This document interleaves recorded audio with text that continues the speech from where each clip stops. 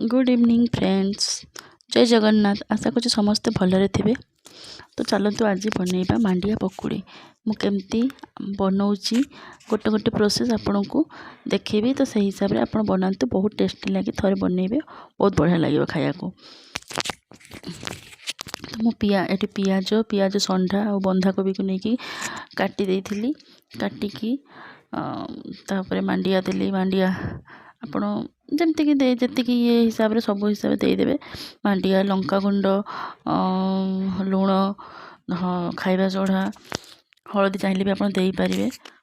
जीरा गोटा जीरा गोटा कंचा लंका भी देपारे। आपण हिसाब से आप कौन ये करके तापर पानी देकी गोलई देवे।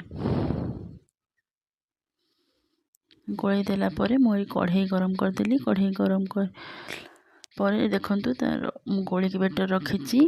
कढ़ई तेल देदेली। तेल गरम हो गला।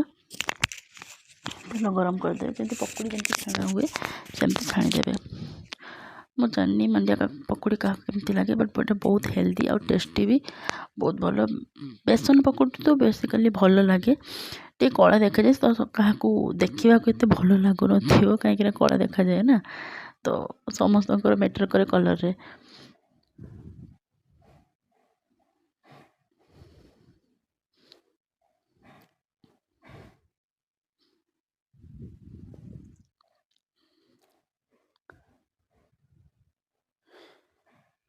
तो किए मांडिया पकुड़ी खाया को बहुत पकुड़ी खाली मांडिया पकुड़ी मांडिया डिफरेंट डिफरेंट जो जिनस तैयारी हुए सब बिस्किट हो गला, बर्फी हो गला, और पिठा हो गला, चकुली मांडिया डिफरेंट डिफरेंट आइटम भी आपको आनीदेवी। वो मत तो बेसिकली मांडिया भल लगे। देखो केमती मुझे बनाऊँगी, आप भी घरे बनातु। बहुत टेस्टी लगे। बनईकी खाई मत कमेंट करेंगे केमती लगे।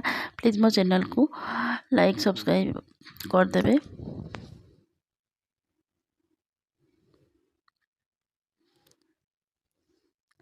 रोची गुड नाइट, बाय बाय। मु भी खाई एंजॉय कर खातु।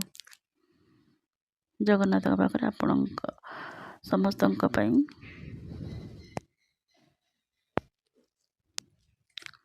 Bye bye.